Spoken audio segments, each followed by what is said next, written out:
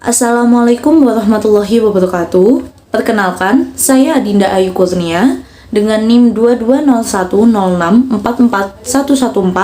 dari kelas 2022C. Saya di sini akan mempresentasikan hasil pekerjaan saya untuk memenuhi tugas ujian tengah semester konsep dasar PPKN. Langsung saja yang pertama, sesungguhnya Tuhan itu Esa, satu atau tunggal. Namun, tiap-tiap agama atau kepercayaan mempunyai Tuhannya sendiri-sendiri.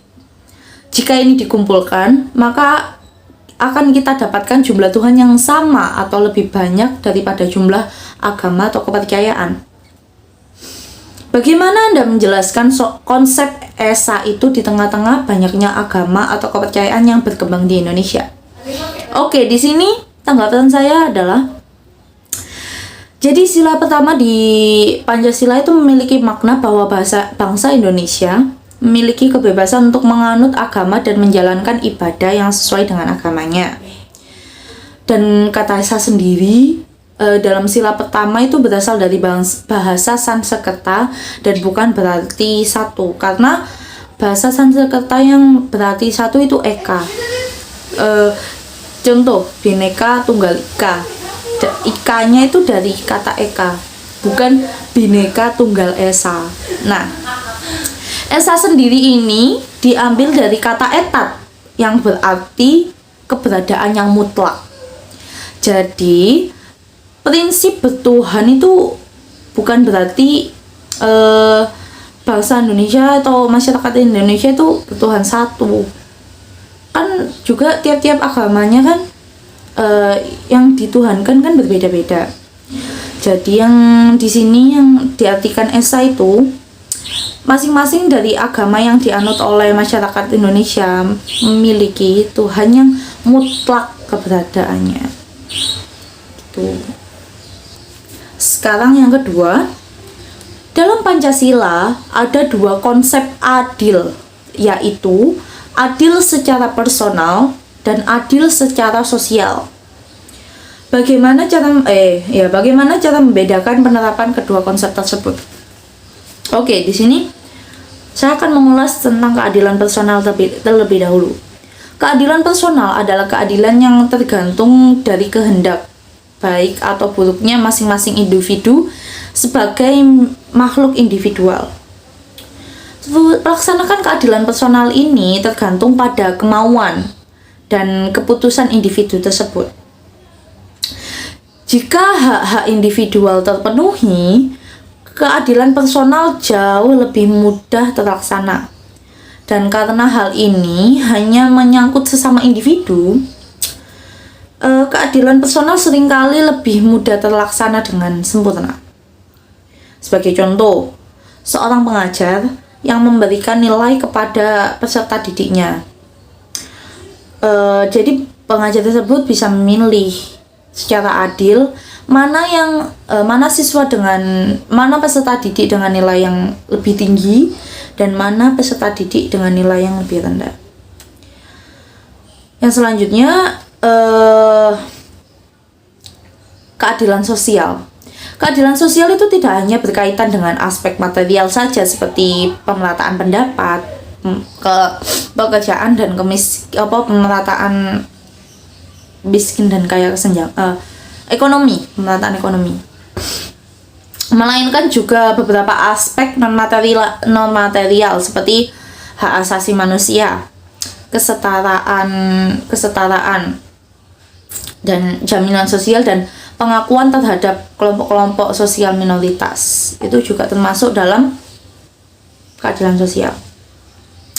Keadilan sosial sendiri dapat diartikan sebagai suatu keadaan di mana tiap warga negara mendapatkan haknya secara adil, tidak dibedakan, sehingga akan tercipta kesejahteraan bagi tiap orang.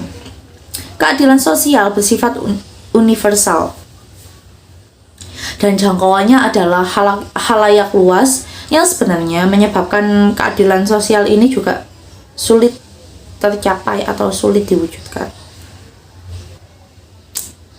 Dan kita harus selalu berusaha untuk, walaupun tidak semuanya merasa adil, tapi kita harus berusaha setidaknya membuat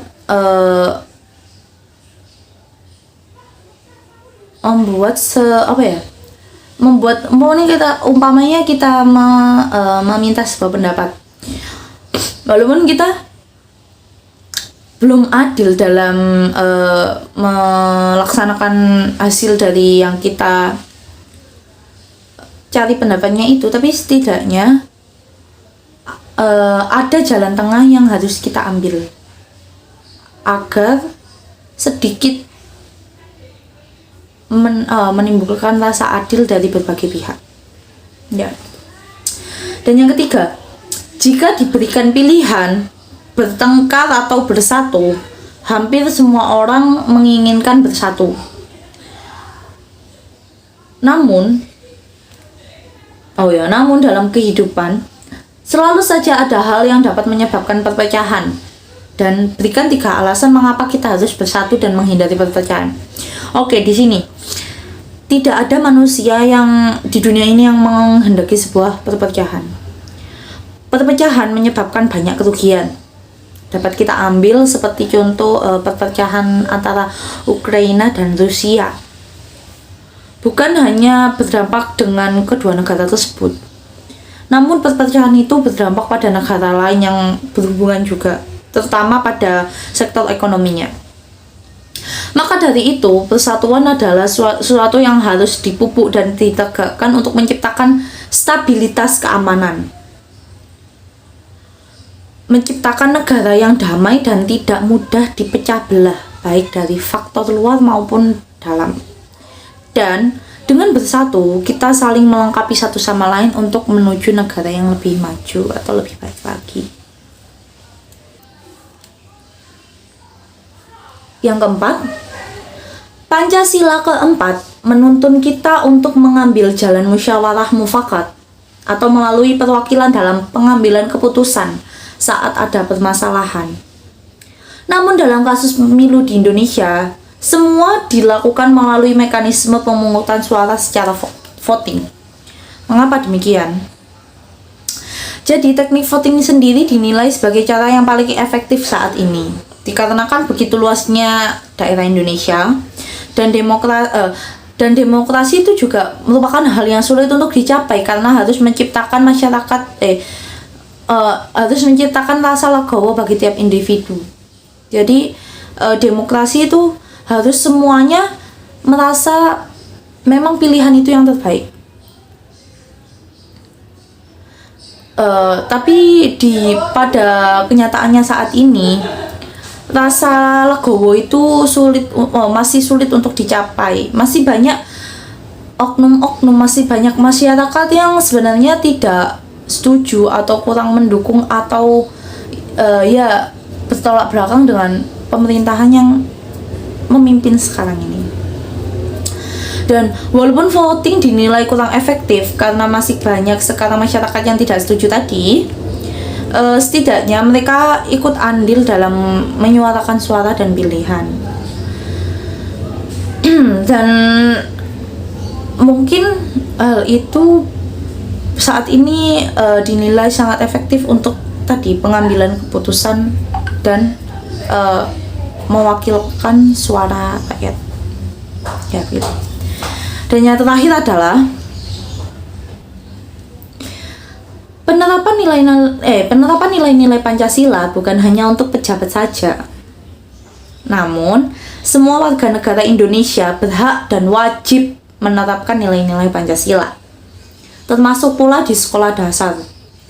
Sekarang berikan 3 contoh dan jelaskan aktivitas pembelajaran di sekolah dasar yang mengandung nilai-nilai Pancasila. Tidak lama sebelum ini saya melakukan wawancara dengan pihak guru sekolah dasar di Sekolah Dasar Negeri Ujung 9. Dan saya mengutip beberapa jawabannya dari beliau. Jadi nilai Pancasila itu harus diajarkan sejak dini untuk mengenalkan nilai Pancasila kepada peserta didik sekolah dasar itu hendaknya dilakukan dengan cara yang sederhana, namun membekas dan mengena, serta dapat dilakukan secara konsisten untuk peserta didik sekolah dasar. Ya, seperti contoh, untuk menerapkan sila pertama, setiap pagi peserta didik di Sekolah Dasar Negeri Ujung 9 itu dibiasakan untuk berdoa sebelum belajar menurut agama dan kepercayaan mereka masing-masing. Dan untuk penerapan sila keempat, peserta didik dikenalkan pada konsep kerja kelompok dan menerima seluruh aspirasi serta mencari jalan tengah dari tiap persoalan yang diberikan. Dan untuk penerapan sila ketiga, pengajar atau guru menekankan konsep perbedaan dari yang terkecil, misalnya perbedaan logat bicara dari tiap daerah. Kan tidak peserta didik bukan hanya berasal dari daerah situ saja, mungkin bisa dari daerah lain, dari desa lain atau dari lain, dan itu tentunya logat bicara pun itu sudah berbeda. Jadi di SDN Ujung 9 ini guru telah melatih toleransi mereka sejak dini agar tidak menimbulkan sikap etnosentris. Sekian yang dapat saya presentasikan. Mohon maaf apabila ada kata-kata yang tidak tersusun dengan baik.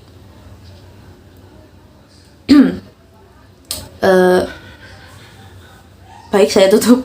Wassalamualaikum warahmatullahi wabarakatuh.